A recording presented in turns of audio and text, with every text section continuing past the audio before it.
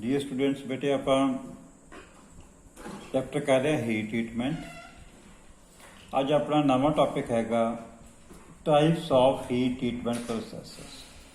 बेटे बड़ा इंपॉर्टेंट प्रोसैसेस ने तो पेपर के इन्होंने क्वेश्चन थानू 10 तो 15 नंबर के आ जाने ने। दो प्रोसैस तो पेपर तो जरूर आउणगे।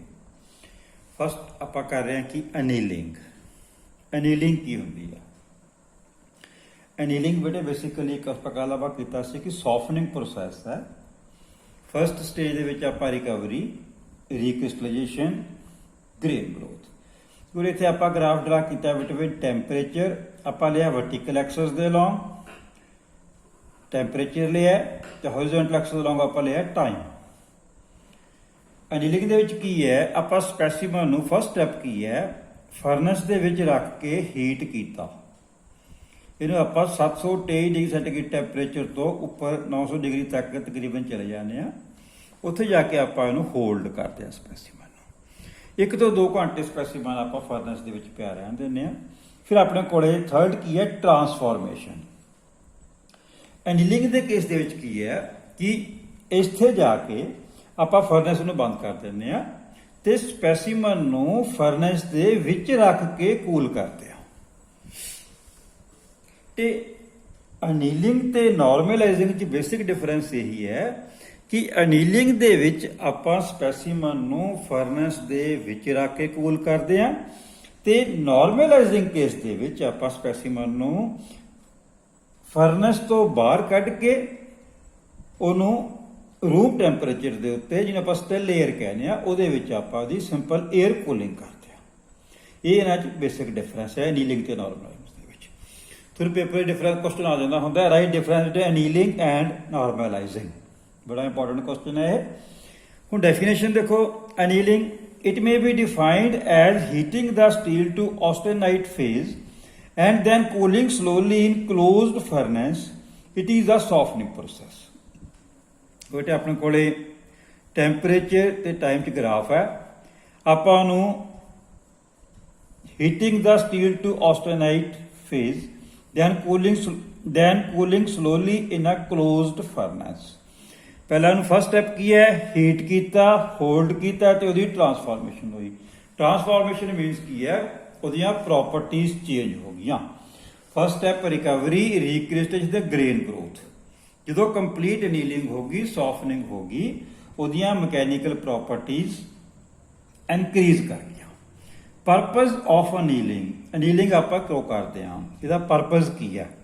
Number 1 to increase softness of materials. जो इंटरनल स्ट्रेसिस ते स्ट्रेन कंप्लीट एलिमिनेट हो जाएंगे मटीरियल सॉफ्ट हो जाएगा। To remove residual stresses produced due to cold and hot working. जो आप कोल्ड वर्किंग या हॉट वर्किंग करते हैं स्पैसीमन के उत्ते तो रेजिड्यू स्ट्रेसिस होंगे ने उन्होंने कंप्लीटली एलिमिनेट कर देंगी है। To produce desired micro structure and to refine it. एक मैं कराया सीगा कि जिहड़ा नैटवर्क है उन्होंने ब्रेक करके नवे ग्रेन्स बन जाते हैं। आप कहते हैं कि रिफाइनमेंट ऑफ ग्रेन स्ट्रक्चर कि माइक्रो स्ट्रक्चर है ग्रेन्स का नवा बन जाता। Number 4 to refine the grain micro structure in order to improve machinability. जिहड़ा स्पैसीमन है मटीरियल है उसकी मशीनेबिलिटी इंक्रीज हो जाती है उसकी tensile strength and weldability extra. ये जिहड़ियां मैकेनिकल प्रॉपर्टीज ने मशीनेबिलिटी है टेंसाइल स्ट्रेंथ है वेल्डेबिलिटी है ये मटीरियल्स दियां जिहड़ियां प्रॉपर्टीज ने वो इंक्रीज कर जांदियां ने इंप्रूव कर जांदियां ने। Number 5 to remove the strain developed due to cold working rolling hammering extra. क्योंकि पहला अपने को एक कोल्ड वर्किंग सी रिकवरी प्रोसैस के कला वो स्ट्रैसिस ते स्ट्रेन्स ने जो आप कंप्लीट एनीलिंग करते हैं कोल्ड वर्किंग की तरह या रोलिंग की तरह हैमरिंग तरह होंगे ने कंप्लीटली एलिमीनेट हो जाती ने। कल आप किया कि डक्टिलिटी तो मैलेबिलिटी इनक्रीज करती है वो स्ट्रेंथ हार्डनैस में आप रिड्यूस करते हैं। नैक्सट बेटे अपने को आ गया नॉर्मलाइजिंग। नॉर्मलाइजिंग की है देखो बेटे सेम प्रोसैस है। फर्स्ट स्टैप आप हीट करना 723 डिग्री टैंपरेचर तो आप उपर गर्म किया। वर्टिकल एक्सिस के लॉन्ग टैंपरेचर है हॉरिजॉन्टल एक्सिस के लॉन्ग टाइम है। फर्स्ट स्टैप की आप हीट किया फिर इन्हों होल्ड किया। इतने जाके आप फरनैस नू ਬੰਦ ਕਰਕੇ ਤੇ ਸਪੈਸੀਮਨ ਨੂੰ ਫਰਨੈਸ ਤੋਂ ਬਾਹਰ ਕੱਢ ਕੇ 에ਅਰ ਦੇ ਵਿੱਚ ਕੂਲਿੰਗ ਕੀਤੀ। ਇਹ ਬੇਸਿਕ ਡਿਫਰੈਂਸ ਹੈ ਨੀਲਿੰਗ ਤੇ ਨਾਰਮਲਾਈਜ਼ਿੰਗ ਦੇ ਵਿੱਚ। ਉਹਨੂੰ ਆਪਾਂ ਫਰਨੈਸ ਦੇ ਵਿੱਚ ਰੱਖ ਕੇ ਕੂਲ ਕਰਦੇ ਹਾਂ, ਨਾਰਮਲਾਈਜ਼ਿੰਗ ਦੇ ਵਿੱਚ ਆਪਾਂ ਸਪੈਸੀਮਨ ਨੂੰ ਫਰਨੈਸ ਤੋਂ ਬਾਹਰ ਕੱਢ ਕੇ ਕੂਲ ਕਰਦੇ, ਕਿਉਂਕਿ ਨਾਰਮਲਾਈਜ਼ ਆਪਾਂ ਨੇ ਟਫਨੈਸ ਨੂੰ ਇਨਕਰੀਜ਼ ਕਰਨਾ ਹੈ। ਬੇਸਿਕ ਆਪਣਾ ਮੇਨ ਪਰਪਸ ਇਹ ਹੁੰਦਾ। ਨਾਰਮਲਾਈਜ਼ਿੰਗ it is the process of heating the steel to austenite phase and cooling it in air outside the furnace. First step it है heating, holding ਤੇ transformation। ਆਦੀ transformation ਹੋ ਗਈ ਆਪਣੇ ਕੋਲੇ। Purpose of annealing, normalizing, refinement of grain size। ਜੇ ਬੇਟੇ refinement ਹੋ ਗਈ grain size ਦੀ ਤਾਂ mechanical properties increase ਹੋਣਗੀਆਂ। To reduce the internal stress produced due to cold and hot working, to improve structure of weld, to improve machinability of low carbon steel। low carbon steel ਦੀ ਜਿਹੜੀ ਹੈ machinability ਨੂੰ ਇਹਦੇ ਨਾਲ improve ਕਰ ਜਾਂਦੀ ਹੈ, increase ਕਰ ਜਾਂਦੀ ਹੈ। ਨੈਕਸਟ ਬੇਟੇ ਆਪਣੇ ਕੋਲ ਅੱਗੇ ਆ ਗਿਆ ਟੈਂਪਰਿੰਗ। ਟੈਂਪਰਿੰਗ ਨੂੰ ਅਸੀਂ ਬੇਸਿਕਲੀ ਆਪਾਂ ਕਹਿੰਦੇ ਕਿ ਰੀਹੀਟਿੰਗ ਪ੍ਰੋਸੈਸ ਹੈ। ਜੀ ਐਨੀਲਿੰਗ ਤੇ ਨਾਰਮਲਾਈਜ਼ਿੰਗ ਦੇ ਦੌਰਾਨ ਜਦੋਂ ਆਪਾਂ ਸਪੈਸੀਮਨ ਨੂੰ ਡਿਫਰੈਂਟ ਕੁਇੰਚਿੰਗ ਮੀਡੀਆ ਯੂਜ਼ ਕਰਦੇ ਆ, ਉਹਦੇ ਵਿੱਚ ਹਾਰਡਨੈਸ ਰਹਿ ਜਾਂਦੀ ਹੈ, ਇੰਟਰਨਲ ਸਟ੍ਰੈਸ ਰਹਿ ਜਾਂਦੀਆਂ ਨੇ, ਤਾਂ ਆਪਾਂ ਨੂੰ ਸਪੈਸੀਮਨ ਨੂੰ ਦੁਬਾਰਾ ਫਰਨੈਸ ਦੇ ਵਿੱਚ ਰੱਖ ਕੇ ਲੋਅਰ ਕ੍ਰਿਟੀਕਲ ਟੈਂਪਰੇਚਰ ਤੋਂ ਨੀਚੇ ਤੱਕ ਗਰਮ ਕਰਦੇ ਆ ਤੇ ਉਸ ਨੂੰ ਦੁਬਾਰਾ ਫਿਰ ਡਿਫਰੈਂਟ ਕੁਇੰਚਿੰਗ ਮੀਡੀਆ ਦੇ ਵਿੱਚ ਕੂਲ ਕਰਦੇ ਆ, ਤਾਂ ਕਿ ਉਹਦੀਆਂ ਜਿਹੜੀਆਂ ਉਹਦੇ ਵਿੱਚ ਹਾਰਡਨੈਸ ਹੈ ਜਾਂ ਉਹਦੇ ਵਿੱਚ ਇੰਟਰਨਲ ਸਟ੍ਰੈਸ ਨੇ ਕੰਪਲੀਟਲੀ ਐਲੀਮੀਨੇਟ ਕੀਤਾ ਜਾ ਸਕੇ ਉਹਨਾਂ ਨੂੰ। ਸਾਨੂੰ ਪ੍ਰੋਪਰ ਡਕਟਿਲਿਟੀ ਚਾਹੀਦੀ ਹੈ, ਟਫਨੈਸ ਚਾਹੀਦੀ ਹੈ, ਹਾਰਡਨੈਸ ਘਟਾਉਣੀ ਹੈ, ਇੰਟਰਨਲ ਸਟ੍ਰੈਸ ਨੂੰ ਕੰਪਲੀਟਲੀ ਐਲੀਮੀਨੇਟ ਕਰਨਾ ਹੈ, ਇਸ ਲਈ ਆਪਾਂ ਉਹਦੀ ਟੈਂਪਰਿੰਗ ਕਰਦੇ ਹਾਂ। Tempering it is the process of heating the hardened steel below the lower critical temperature. ਦੇਖੋ 723 ਡਿਗਰੀ ਸੈਂਟੀਗ੍ਰੇਡ ਤੋਂ ਥੱਲੇ ਤੱਕ ਆਪਾਂ ਨੂੰ ਗਰਮ ਕੀਤਾ, then cooling at a desired rate. ਬੇਟੇ ਆਪਣੇ ਕੋਲ ਡਿਫਰੈਂਟ ਕੁਇੰਚਿੰਗ ਮੀਡੀਆਜ਼ ਹੁੰਦੇ ਨੇ। ਜੇ ਆਪਾਂ ਸਪੈਸੀਮਨ ਨੂੰ ਫਰਨੈਸ ਦੇ ਵਿੱਚ ਗਰਮ ਕਰਕੇ 723 ਡਿਗਰੀ ਤੋਂ ਥੱਲੇ ਤੱਕ ਵਾਟਰ ਚ ਕੁਇੰਚ ਕਰਾਂਗੇ ਤਾਂ ਸਾਡੇ ਕੋਲ ਸਭ ਤੋਂ ਹਾਰਡੈਸਟ ਕਨਸਟੀਟਿਊਐਂਟ ਬਣੇਗਾ, ਜਿਹਨੂੰ ਆਪਾਂ ਕਹਿੰਦੇ ਹਾਂ ਮਾਰਟਨਸਾਈਟ। ਆਪਣੇ ਕੋਲੇ ਆਇਲ ਵੀ ਕੁਇੰਚਿੰਗ ਮੀਡੀਆ ਹੈ, ਵਾਟਰ ਵੀ ਕੁਇੰਚਿੰਗ ਮੀਡੀਆ ਹੈ, ਬ੍ਰਾਈਨ ਸੋਲੂਸ਼ਨਸ ਵੀ ਨੇ, 에ਅਰ ਵੀ ਨੇ। ਇਹ ਆਪਣੇ ਕੋਲ ਡਿਫਰੈਂਟ ਕੁਇੰਚਿੰਗ ਮੀਡੀਆ। ਆਪਾਂ ਨੂੰ ਹਾਰਡਨੈਸ ਕਿੰਨੀ ਚਾਹੀਦੀ ਹੈ, ਆਪਾਂ ਨੂੰ ਕਿਹੜੀਆਂ ਪ੍ਰੋਪਰਟੀਜ਼ ਚਾਹੀਦੀਆਂ ਨੇ, ਉਹਦੇ ਅਕੋਰਡਿੰਗਲੀ ਆਪਾਂ ਕੁਇੰਚਿੰਗ ਮੀਡੀਆ ਚੂਜ਼ ਕਰਦੇ ਹਾਂ। Purpose of tempering: to reduce hardness, to increase toughness, to improve ductility, to relieve the internal stresses. Next is surface hardening. ਬੇਟੇ ਸਰਫੇਸ ਹਾਰਡਨਿੰਗ ਜ਼ਿਆਦਾਤਰ ਆਪਾਂ ਗੇਜ ਦੇ ਕੇਸ ਦੇ ਵਿੱਚ ਕਰਦੇ ਹਾਂ, ਜਿੱਥੇ ਆਪਾਂ ਨੂੰ ਸਪੋਜ਼ ਆਪਣੇ ਕੋਲ ਆ ਸਪੈਸੀਮਨ ਹੈ, ਇਸ ਸਪੈਸੀਮਨ ਹੈ, ਆਹ ਵਾਲਾ ਆਪਣੇ ਕੋਲ ਸਪੈਸੀਮਨ ਹੈ, ਆਪਾਂ ਕੱਲੀ ਸਰਫੇਸ ਦੀ ਹਾਰਡਨਿੰਗ ਕਰਨੀ ਹੈ 1 mm ਤੱਕ, ਤਾਂ ਕਿ ਆਪਣਾ ਜਿਹੜਾ ਉੱਪਰ ਵਾਲਾ ਸਰਫੇਸ ਹੈ ਉਹ ਹਾਰਡ ਹੋਵੇ ਤੇ ਅੰਦਰ ਵਾਲਾ ਸਰਫੇਸ ਸੌਫਟ ਹੋਵੇ। ਜਦੋਂ ਗੀਅਰਸ ਆਪਸ ਦੇ ਵਿੱਚ ਚੱਲਦੇ ਨੇ, ਜਦੋਂ ਸ਼ੌਕ ਪੈਂਦਾ ਉਹਨਾਂ ਤੇ ਇੰਪੈਕਟ ਲੋਡ ਪੈਂਦਾ ਤਾਂ ਅੰਦਰ ਵਾਲਾ ਜਿਹੜਾ ਪੋਰਸ਼ਨ ਹੈ, ਸੌਫਟ ਜਿਹੜਾ ਪੋਰਸ਼ਨ ਹੈ, ਉਹ ਵਾਈਬ੍ਰੇਸ਼ਨਸ ਨੂੰ ਅਬਜ਼ੌਰਬ ਕਰ ਲੈਂਦਾ ਤੇ ਗੀਅਰ ਨੂੰ ਟੁੱਟਣ ਨਹੀਂ ਦਿੰਦਾ ਹੈਗਾ। Surface hardening: in surface hardening processes the steel components are heated above the upper critical temperature 1130 degree centigrade ਤੋਂ ਉੱਪਰ ਤੱਕ ਆਪਾਂ ਨੂੰ ਗਰਮ ਕਰਨਾ ਸਪੈਸੀਮਨਸ ਨੂੰ। ਜਿਹੜੇ ਆਪਣੇ ਕੋਲ ਕੰਪੋਨੈਂਟਸ ਨੇ for few seconds followed by quenching with water। ਆਪਾਂ 1130 ਤੋਂ ਉੱਪਰ ਕੁਝ ਸਕਿੰਟਸ ਲਈ ਉਹਨਾਂ ਨੂੰ ਕੁਝ ਟਾਈਮ ਦੇ ਲਈ ਉਹਨਾਂ ਨੂੰ ਗਰਮ ਕਰਨਾ ਤੇ ਨਾਲ ਦੀ ਨਾਲ ਆਪਾਂ ਉਹਨੂੰ ਵਾਟਰ ਦੇ ਵਿੱਚ ਕੁਐਂਚ ਕਰਨਾ। ਜਦੋਂ ਬੇਟੇ ਆਪਾਂ ਵਾਟਰ ਦੇ ਵਿੱਚ ਕੁਐਂਚ ਕਰਦੇ ਹਾਂ ਤਾਂ ਆਪਣੇ ਕੋਲ ਜਿਹੜੀ ਸਰਫੇਸ ਹੈ ਉਹ ਸਭ ਤੋਂ ਜ਼ਿਆਦਾ ਹਾਰਡ ਕਨਸਟੀਟਿਊਸ਼ਨ ਆਪਾਂ ਮਾਰਟਨਸਾਈਟ ਕਹਿੰਦੇ ਆ, ਤਾਂ ਜਿਹੜੀ ਸਰਫੇਸ ਹੈ ਸਭ ਤੋਂ ਜ਼ਿਆਦਾ ਹਾਰਡ ਹੋਏਗੀ। The temperature is maintained for very short period and transfer of heat is restricted to surface layer only। ਜਿਹੜੀ ਹੀਟ ਟ੍ਰਾਂਸਫਰ ਹੈ ਸਿਰਫ ਸਰਫੇਸ, ਆਪਾਂ ਕੱਲੀ ਸਰਫੇਸ ਨੂੰ, ਆਹ ਵਾਲੀ ਬੇਟੇ ਜਿਹੜੀ ਸਰਫੇਸ ਹੈ ਸਪੈਸੀਮਨ ਦੀ, ਆਹ ਸਰਫੇਸ ਹੈ ਸਪੈਸੀਮਨ ਦੀ, ਆਹ ਸਰਫੇਸ ਹੈ, ਕੱਲੀ ਇਹਨੂੰ ਹਾਰਡ ਕਰਨਾ। ਆਹ ਜਿਹੜਾ ਪੋਰਸ਼ਨ ਹੈ ਇਹ ਸੌਫਟ ਰਹੇਗਾ, ਤਾਂ ਹੀ ਵਾਈਬ੍ਰੇਸ਼ਨਸ ਨੂੰ, ਇੰਪੈਕਟ ਲੋਡਸ ਨੂੰ ਇਹ ਅਬਜ਼ੌਰਬ ਕਰੇਗਾ, ਸਪੈਸੀਮਨ ਬ੍ਰੇਕ ਨਹੀਂ ਕਰੇਗਾ। ਫਸਟ ਆਪਣੇ ਕੋਲ ਇਹਦੀ ਐਗਜ਼ਾਮਪਲ ਕੀ ਹੈ ਸਰਫੇਸ ਹਾਰਡਨਿੰਗ ਦੀ, ਫਲੇਮ ਹਾਰਡਨਿੰਗ। ਇਹਦੇ ਵਿੱਚ ਦੇਖੋ ਆਪਾਂ ਬੇਟੇ ਕੀ ਕਰਦੇ ਹਾਂ, ਇਹ ਆਪਣੇ ਕੋਲ ਸਪੈਸੀਮਨ ਹੈ, ਇਹਦੇ ਵਿੱਚ ਆਪਾਂ ਆਕਸੀਜਨ ਫਲੇਮ ਯੂਜ਼ ਕਰਦੇ ਹਾਂ, ਆਕਸੀਜਨ ਤੇ ਸਟੀਲ ਦੀ ਫਲੇਮ ਯੂਜ਼ ਕਰਦੇ ਹਾਂ, ਜਿਸ ਨੂੰ ਗੈਸ ਵੈਲਡਿੰਗ ਕਹਿੰਦੇ ਹੋ। ਇਹਦੇ ਨਾਲ ਆਪਾਂ ਸਪੈਸੀਮਨ ਦੀ ਜਿਹੜੀ ਬਾਹਰ ਵਾਲੀ ਸਰਫੇਸ ਹੈ ਇਹਨੂੰ ਆਪਾਂ ਗਰਮ ਕਰਦੇ ਹਾਂ ਗਰਮ ਕਰਨ ਤੋਂ ਬਾਅਦ ਇਹਦੇ ਉੱਤੇ ਆਪਾਂ ਇਹਨੂੰ ਵਾਟਰ ਦੇ ਵਿੱਚ ਕੁਐਂਚ ਕਰ ਦਿੰਦੇ ਜਾਂ ਵਾਟਰ ਦਾ ਆਪਾਂ ਇਹਦੇ ਉੱਤੇ ਸਪਰੇਅ ਕਰ ਦਿੰਦੇ ਆ। ਉਹਦੇ ਨਾਲ ਕੱਲੀ ਆਪਣੇ ਕੋਲੇ ਕੇਸ ਹਾਰਡਨਿੰਗ ਹੁੰਦੀ ਹੈ। ਆ ਜਿਹੜਾ ਕੱਲਾ ਕੇਸ ਹੈ ਇਹਦੀ ਕੱਲੀ ਹਾਰਡਨਿੰਗ ਕਰਨੀ ਆ ਆਪਾਂ ਨੇ। In this process, the component is heated above critical temperature by oxyacetylene flame and simultaneously it is quenched by spraying water. The depth of hardening depends upon temperature of flame. ਜਿਹੜਾ ਆਪਣੇ ਕੋਲੇ ਆਪਾਂ flame ਹੈ oxygen flame ਹੈ ਉਹਦਾ temperature ਕਿੰਨਾ ਹੈ, heating time ਕਿੰਨਾ ਟਾਈਮ ਲਈ ਆਪਾਂ ਇਹਨੂੰ ਗਰਮ ਕੀਤਾ, ਤੇ temperature of cooling water the temperature ਕਿੰਨਾ। ਜੇ ਆਪਾਂ ਜਿੰਨਾ ਜ਼ਿਆਦਾ ਚਿਲ ਵਾਟਰ ਯੂਜ਼ ਕਰਾਂਗੇ ਜ਼ਿਆਦਾ ਉਹਦੀ ਹਾਰਡਨਿੰਗ ਹੋਏਗੀ। ਇਹ ਤਿੰਨ ਫੈਕਟਰ ਡਿਪੈਂਡ ਕਰਦੀ ਹੈ, temperature of flame, heating time ਤੇ ਟੈਂਪਰੇਚਰ ਆਫ ਕੂਲਿੰਗ ਵਾਟਰ। ਬੇਟੇ ਫਸਟ ਆਪਣੇ ਕੋਲੇ ਕੀ ਸਾਰਾ ਸਾਡੇ ਪ੍ਰੋਸੈਸ ਦੇ ਵਿੱਚ ਫਲੇਮ ਹਾਰਡਨਿੰਗ। ਇਹਦੇ 'ਚ ਆਪਾਂ ਕੀ ਯੂਜ਼ ਕੀਤੀ ਹੈ ਆਕਸੀਜਨ ਫਲੇਮ ਯੂਜ਼ ਕੀਤੀ ਹੈ। ਉਹਦੇ ਨਾਲ ਆਪਾਂ ਸਰਫੇਸ ਨੂੰ ਹਾਰਡ ਕੀਤਾ, ਸਰਫੇਸ ਨੂੰ ਆਪਾਂ ਗਰਮ ਕੀਤਾ। ਜਦੋਂ ਆਪਣੇ ਕੋਲੇ ਸਰਫੇਸ ਗਰਮ ਹੋ ਗਿਆ ਤਾਂ ਆਪਾਂ ਇਹਦੇ ਉੱਤੇ ਇਹਨੂੰ ਵਾਟਰ ਦਾ ਸਪਰੇਅ ਕਰਤਾ ਤਾਂ ਕਿ ਆਪਾਂ ਜਿਹੜਾ ਕੇਸ ਹੈ ਕੱਲੇ ਦੀ ਆਪਾਂ ਇਹਨੇ ਹਾਰਡਨਿੰਗ ਕਰਨੀ ਹੈ। ਨੈਕਸਟ ਬੇਟੇ ਆਪਣੇ ਕੋਲੇ ਆ ਗਿਆ ਇੰਡਕਸ਼ਨ ਹਾਰਡਨਿੰਗ।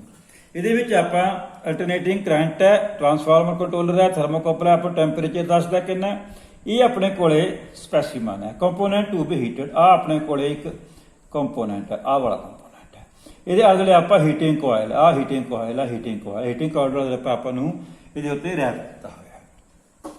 ਆਪਾਂ ਜਦੋਂ ਇਹਦੇ 'ਚੋਂ ਕਰੰਟ ਪਾਸ ਕਰਦੇ ਆ ਤਾਂ ਜਿਹੜਾ ਕੰਪੋਨੈਂਟ ਹੈ ਹੀਟਿੰਗ ਕੋਇਲ ਦੇ ਵਿੱਚੋਂ ਕਰੰਟ ਪਾਸ ਕਰਦਾ, ਇਲੈਕਟ੍ਰੋਮੈਗਨੈਟਿਕ ਫੋਰਸ ਜਨਰੇਟ ਹੁੰਦੀ ਹੈ ਤੇ ਜਿਹੜਾ ਆਪਣੇ ਕੋਲੇ ਆ ਕੰਪੋਨੈਂਟ ਹੈ ਗਰਮ ਹੋ ਜਾਂਦਾ। ਜਦੋਂ ਕੰਪੋਨੈਂਟ ਗਰਮ ਹੋ ਜਾਂਦਾ ਤਾਂ ਇਹਦੇ ਤੇ ਆਪਾਂ ਵਾਟਰ ਦਾ ਸਪਰੇਅ ਕਰਦੇ ਆ ਤਾਂ ਕਿ ਆਪਣਾ ਪਰਪਸ ਫਿਰ ਉਹੀ ਹੈ ਕਿ ਜਿਹੜੀ ਆਹ ਸਰਫੇਸ ਹੈ ਇਹ ਕੱਲੀ ਸਰਫੇਸ ਦੀ ਆਪਾਂ ਨੇ ਹਾਰਡ ਕਰਨੀ ਆ, ਜਿਹੜੀ ਕੇਸ ਕੱਲੀ ਇਹਦੀ ਹਾਰਡ ਨਹੀਂ ਕਰਨੀ ਆ। ਬਾਈ ਦਿਸ process we can get a hard and wear resistant surface. Hard ਅਤੇ wear resistance surface with a soft core. ਆ ਜਿਹੜਾ ਅੰਦਰ ਵਾਲਾ ਪੋਰਸ਼ਨ ਹੈ ਬੇਟੇ, ਆਹ ਵਾਲਾ ਜਿਹੜਾ ਅੰਦਰ ਵਾਲਾ ਪੋਰਸ਼ਨ ਜਿਹਨੂੰ ਆਪਾਂ ਕੋਰ ਕਹਿੰਦੇ ਆ, ਇਹ ਸੌਫਟ ਰਵੇ ਤਾਂ ਕਿ ਜਿਹਦੇ ਉੱਤੇ ਕੋਈ ਵੀ ਇੰਪੈਕਟ ਲੋਡ ਪੈਂਦਾ ਤਾਂ ਇਹ ਲੋਡ ਨੂੰ ਅਬਜ਼ੌਰਬ ਕਰ ਲੇ, ਵਾਈਬ੍ਰੇਸ਼ਨਸ ਨੂੰ ਅਬਜ਼ੌਰਬ ਕਰ ਲੇ। ਜੇ ਇਹ ਅੰਦਰ ਵਾਲਾ ਹਾਰਡ ਹੋਏਗਾ ਤਾਂ ਸਰਫੇਸ ਬ੍ਰੇਕ ਕਰ ਜਾਏਗਾ। The process involves induction heating.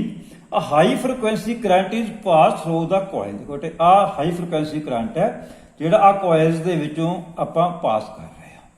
The heated surface is quenched by water spray. ਜਿਹੜੀ ਸਰਫੇਸ ਗਰਮ ਹੋ ਗਈ ਹੈ ਉਹਦੇ ਉੱਤੇ ਆਪਾਂ ਉਹਨੂੰ ਕੁਐਂਚ ਕਰਦੇ ਹਾਂ ਵਾਟਰ ਸਪਰੇ ਉਹਦੇ ਉੱਤੇ ਤਾਂ ਕਿ ਉਹਦੀ ਹਾਰਡਨਿੰਗ ਹੋ ਜੇ। Next is case hardening. The process involves heating of steel in contact with carbon rich substance, solid, liquid, gas above lower critical temperature 723 degree centigrade for a prolonged duration to get the hard outer surface of the components. ਇਸ ਵਿੱਚ ਆਪਾਂ case ਦੀ hardening ਕਰਨ ਦੇ ਲਈ, surface ਦੀ ਹਾਰਡਨ ਕਰਨ ਦੇ ਲਈ ਜਿਹੜਾ ਮਟੀਰੀਅਲ ਰਿਚ ਇਨ ਕਾਰਬਨ ਹੈ, ਚਾਹੇ ਉਹ ਸੋਲਿਡ ਹੈ, ਚਾਹੇ ਉਹ ਲਿਕੁਇਡ ਹੈ, ਚਾਹੇ ਉਹ ਗੈਸ ਹੈ, ਉਹਨੂੰ ਆਪਾਂ ਯੂਜ਼ ਕਰਦੇ ਹਾਂ। ਸਪੈਸੀਮਨ ਨੂੰ ਫਰਨੈਸ ਦੇ ਵਿੱਚ ਰੱਖਦੇ ਹਾਂ, ਉਹਨੂੰ ਲੋਅਰ ਕ੍ਰਿਟੀਕਲ ਟੈਂਪਰੇਚਰ ਉੱਪਰ ਤੱਕ ਗਰਮ ਕਰਦੇ ਆ। ਪਰਪਸ ਆਪਣਾ ਉਹੀ ਹੈ ਕਿ ਕੱਲੀ ਕੇਸ ਸਰਫੇਸ ਦੀ ਹਾਰਡਨਿੰਗ ਹੋਵੇ ਕੱਲੀ। The main types of hardening methods are carburizing, second is nitriding, third is cyaniding, fourth is carbonitriding. Carburizing ਦੇ ਵਿੱਚ ਆਪਾਂ ਦੇਖੋ ਬੇਟੇ ਕੀ ਕਰਦੇ ਆ, ਆਪਣੇ ਕੋਲੇ ਬਾਕਸ ਹੈ, ਇਹਦੇ ਵਿੱਚ ਆਪਾਂ ਨੇ ਆਹ ਵਰਕ ਪੀਸਸ ਨੇ, ਵਰਕ ਪੀਸਸ ਆਪਾਂ ਰੱਖੇ ਨੇ, ਇਹਦੇ ਵਿੱਚ ਆਪਣੇ ਕੋਲੇ ਰਿਚ ਕਾਰਬੋਰਾਈਜ਼ਿੰਗ ਮਿਕਸਚਰ ਹੈ ਜਿਹਦੇ 'ਚ ਕਾਰਬਨ ਕੰਟੈਂਟ ਬਹੁਤ ਜ਼ਿਆਦਾ ਹੈ। ਆ ਲੈਡ ਹੈ, ਇਹਨੂੰ ਆਪਾਂ ਫਰਨੈਸ ਦੇ ਵਿੱਚ ਰੱਖਦੇ ਹਾਂ। ਜਦੋਂ ਆਪਾਂ ਟੈਂਪਰੇਚਰ ਇਨਕਰੀਜ਼ ਕਰਦੇ 723 ਡਿਗਰੀ ਤੋਂ ਉੱਤੇ, ਆ ਜਿਹੜਾ ਆਪਣੇ ਕੋਲੇ ਕਾਰਬਨ ਕੰਟੈਂਟ ਹੈ, ਕਾਰਬੋਰਾਈਜ਼ਿੰਗ ਮਿਕਸਚਰ ਹੈ, ਆ ਜਿਹੜੀ ਸਰਫੇਸ ਦੇ ਪੈਨੇਟ੍ਰੇਟ ਕਰਦਾ, ਸਰਫੇਸ ਪੈਨੇਟ੍ਰੇਟ ਕਰਦਾ ਤਾਂ ਕਿ ਜਿਹੜੀ ਸਰਫੇਸ ਹੈ ਇਹ ਹਾਰਡ ਹੋ ਜਾਂਦੀ ਹੈ। The process involves heating of steel components in contact with carbon rich substance above critical temperature greater than 723 degree centigrade followed by quenching process. ਇਹਨੂੰ ਗਰਮ ਕਰਕੇ ਸਪੈਸੀਮਨ ਨੂੰ ਫਰਨੈਸ ਦੇ ਵਿੱਚ, ਫਿਰ ਇਹਨਾਂ ਨੂੰ ਬਾਹਰ ਕੱਢ ਕੇ ਕੰਪੋਨੈਂਟਸ ਨੂੰ ਆਪਾਂ ਇਹਨਾਂ ਨੂੰ ਕੁਐਂਚ ਕਰਨਾ। followed by quenching process to convert surface layer into martensite. ਆਪਾਂ ਕੱਲੀ ਜਿਹੜੀ ਸਰਫੇਸ ਲੇਅਰ ਹੈ ਉਹਨੂੰ ਹਾਰਡ ਕਰਨਾ। ਆਪਣੇ ਕੋਲੇ ਪੈਕ ਕਾਰਬੋਰਾਈਜ਼ਿੰਗ ਹੈ, ਲਿਕੁਇਡ ਕਾਰਬੋਰਾਈਜ਼ਿੰਗ ਹੈ, ਗੈਸ। डिफरेंट मेथड्स ने ये। अब ये पैक कार्बोराइजिंग है, ਲਿਕੁਇਡ ਕਾਰਬੋਰਾਈਜ਼ਿੰਗ ਹੈ ਤੇ ਗੈਸ ਕਾਰਬੋਰਾਈਜ਼ਿੰਗ ਹੈ। ਨੈਕਸਟ ਅੱਗੇ ਆਪਣੇ ਕੋਲੇ ਆ ਗਈ ਨਾਈਟਰਾਈਡਿੰਗ। ਇਹਦੇ ਵਿੱਚ ਆਪਾਂ ਕੀ ਕਰਦੇ ਆ, ਅਮੋਨੀਆ ਗੈਸ ਯੂਜ਼ ਕਰਦੇ ਆ। ਦੇਖੋ ਆਪਣੇ ਕੋਲੇ ਅਮੋਨੀਆ ਗੈਸ ਹੈ NH3 ਹੈ, ਇਹਨੂੰ ਆਪਾਂ 480 ਡਿਗਰੀ ਤੋਂ ਲੈ ਕੇ 540 ਸੈਂਟੀਗ੍ਰੇਡ ਦਾ ਗਰਮ ਕਰਦੇ ਆ। ਇਹ ਬ੍ਰੇਕ ਕਰ ਜਾਂਦੀ ਹੈ ਨਾਈਟ੍ਰੋਜਨ ਦੇ ਵਿੱਚ ਤੇ ਹਾਈਡਰੋਜਨ ਦੇ ਵਿੱਚ। ਜਿਹੜੀ ਨਾਈਟ੍ਰੋਜਨ ਹੈ ਐਟੋਮਿਕ ਸਟੇਟ ਦੇ ਵਿੱਚ ਹੈ, ਇਹ ਸਰਫੇਸ ਪੈਨੀਟ੍ਰੇਟ ਕਰਦੀ ਹੈ ਤੇ ਸਰਫੇਸ ਨੂੰ ਹਾਰਡ ਕਰ ਦਿੰਦੀ ਹੈ। In this process ammonia gas is used. According to NH3 ਆਪਾਂ ਨੂੰ ਗਰਮ ਕੀਤਾ, ਇਹ ਬ੍ਰੇਕ ਹੋ ਗਿਆ ਨਾਈਟ੍ਰੋਜਨ ਤੇ hydrogen. The nitrogen from ammonia penetrates into the surface of the components and forms very hard surface। ਇਹ ਨਾਈਟ੍ਰੋਜਨ ਹੈ ਉਹ ਕੰਪੋਨੈਂਟਸ ਦੇ ਸਰਫੇਸ ਪੈਨੀਟ੍ਰੇਟ ਕਰਦੀ ਹੈ ਤੇ ਸਰਫੇਸ ਨੂੰ ਹਾਰਡ ਕਰ ਦਿੰਦੀ ਹੈ।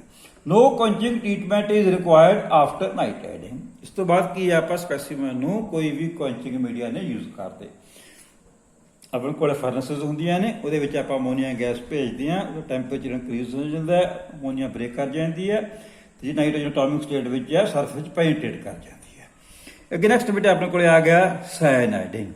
ਇਹਦੇ ਵਿੱਚ ਆਪਾਂ ਸੋਡੀਅਮ ਸਾਇਨਾਈਡ ਸਾਲਟ ਯੂਜ਼ ਕਰਦੇ ਹਾਂ ਜਿਹੜਾ ਰਿਚ ਇਨ ਕਾਰਬਨ ਕੰਟੈਂਟ ਹੈ। It is the process of introducing carbon and nitrogen into the surface of the steel by treating it with sodium cyanide, maintaining at that temperature greater than 730 degree centigrade. Components are heated into a molten sodium cyanide bath। ਆਪਣੇ ਕੋਲੇ ਬੇਟੇ bath type ਫਰਨੈਸਿਸ ਹੁੰਦੀਆਂ ਨੇ, ਉਹਦੇ ਵਿੱਚ ਆਪਾਂ components ਨੂੰ hang ਕਰ ਦਿੰਦੇ ਆ ਤੇ ਉਹਦਾ ਟੈਂਪਰੇਚਰ 730 ਡਿਗਰੀ ਤੋਂ ਉੱਪਰ ਲੈ ਕੇ ਚਲੇ ਜਾਂਦੇ ਆ। ਜਿਹੜਾ ਸਾਰਾ ਮੋਲਟਨ ਸਾਲਟ ਹੈ, ਜਿਹੜਾ ਮੋਲਟਨ ਬਾਥ ਹੈ, ਜਿਹੜਾ ਰਿਚ ਇਨ ਕਾਰਬਨ ਕੰਟੈਂਟ ਹੈ, ਉਹ ਸਰਫੇਸ ਹੈ ਜਿਹੜੀ ਉਹ ਕੰਪੋਨੈਂਟਸ ਦੇ ਵਿੱਚ ਕਾਰਬਨ ਪੈਨੀਟ੍ਰੇਟ ਕਰਦੀ ਹੈ ਤੇ ਸਰਫੇਸ ਨੂੰ ਹਾਰਡ ਕਰ ਦਿੰਦੀ ਹੈ। And followed by ਕੁਐਂਚਿੰਗ in oil ਔਰ ਵਾਟਰ। ਇਹ ਡਿਪੈਂਡ ਕਰਦਾ ਕਿ ਸਾਨੂੰ ਹਾਰਡਨੈਸ ਕਿੰਨੀ ਚਾਹੀਦੀ ਹੈ, ਉਹਦੇ ਅਕੋਰਡਿੰਗਲੀ ਆਪਾਂ ਉਹਨੂੰ ਆਇਲ ਦੇ ਵਿੱਚ ਜਾਂ ਵਾਟਰ ਦੇ ਵਿੱਚ ਕੁਐਂਚ ਕਰ ਦਿੰਦੇ ਹਾਂ। Next is carbonitriding. In this process, both carbon and nitrogen simultaneously saturate the steel surface and followed by quenching and tempering। तो कहते ਵਿੱਚ ਬੇਟਾ ਆਪਾਂ ਕਾਰਬਨ ਨੂੰ ਤੇ ਨਾਈਟ੍ਰੋਜਨ ਨੂੰ ਦੋਨਾਂ ਨੂੰ ਹੀ ਸਰਫੇਸ ਦੇ ਵਿੱਚ ਪੈਨੀਟ੍ਰੇਟ ਕਰਾਉਣੇ ਆ ਤੇ ਉਸ ਤੋਂ ਬਾਅਦ ਕੀ ਹੈ ਫੋਲੋਡ ਬਾਈ ਕੁਐਂਚਿੰਗ। ਆਪਾਂ ਉਹਨੂੰ ਡਿਪ ਕਰਦੇ ਆ, ਕੁਐਂਚਿੰਗ ਮੀਡੀਆ ਵਾਟਰ ਵਾਲੀ ਡਿਪ ਕਰਦੇ ਆ ਐਂਡ ਟੈਂਪਰਿੰਗ। ਉਸ ਤੋਂ ਬਾਅਦ ਜਿਹੜੀ ਉਹਦੇ ਵਿੱਚ ਹਾਰਡਨੈਸ ਰਹਿ ਜਾਂਦੀ ਹੈ ਜਾਂ ਇੰਟਰਸ ਰਹਿ ਜਾਂਦੇ ਨੇ, ਆਪਾਂ ਉਹਨੂੰ ਦੁਬਾਰਾ ਸਪੈਸੀਮਨ ਨੂੰ ਟੈਂਪਰਿੰਗ ਕੀ ਹੈ ਰੀਹੀਟਿੰਗ ਪ੍ਰੋਸੈਸ ਹੈ, ਦੁਬਾਰਾ ਫਰਨੈਸ ਦੇ ਵਿੱਚ ਰੱਖ ਕੇ ਉਹਨੂੰ ਰੀਹੀਟ ਕਰਦੇ ਆ ਤਾਂ ਕਿ ਉਹਦੀਆਂ ਜਿਹੜੀਆਂ ਮਕੈਨੀਕਲ ਪ੍ਰੋਪਰਟੀਜ਼ ਨੂੰ ਆਪਾਂ ਇਨਕਰੀਜ਼ ਕਰ ਸਕੀਏ। The relative proportion of carbon and nitrogen may be controlled by varying both the concentration of ammonia and temperature। ਬੇਟੇ ਫਰਨੈਸ ਦਾ ਟੈਂਪਰੇਚਰ ਹੈ ਆਪਾਂ ਡਿਪੈਂਡ ਕਰਦੇ ਹਾਂ ਅਮੋਨੀਆ ਨੂੰ ਤੇ ਟੈਂਪਰੇਚਰ ਨੂੰ ਕੰਟਰੋਲ ਕਰਕੇ ਉਹਦੀ ਕੰਸਨਟ੍ਰੇਸ਼ਨ ਨੂੰ ਆਪਾਂ ਕੰਟਰੋਲ ਕਰਦੇ ਹਾਂ, ਕਹਿੰਦੇ ਆ ਕਾਰਬੋਨਾਈਟਰਾਈਡਿੰਗ।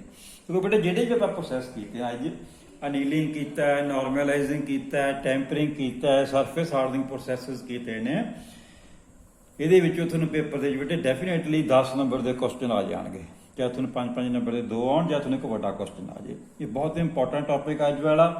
ਹਰ ਇੱਕ ਬੱਚੇ ਨੇ ਇਹਨੂੰ ਚੰਗੀ ਤਰ੍ਹਾਂ ਵੀਡੀਓ ਨੂੰ ਸੁਣਨਾ ਤੇ ਆਪਣੀ ਕਾਪੀ ਦੇ ਉੱਤੇ ਬੇਟੇ ਹੋਮਵਰਕ ਦੀ ਕਾਪੀ ਦੇ ਉੱਤੇ ਇਹਦੇ ਨਾਲ ਚੰਗੀ ਤਰ੍ਹਾਂ ਨੋਟਸ ਨੂੰ ਬਣਾਉਣਾ ਹੈ। ਥੈਂਕ ਯੂ ਬੇਟੇ।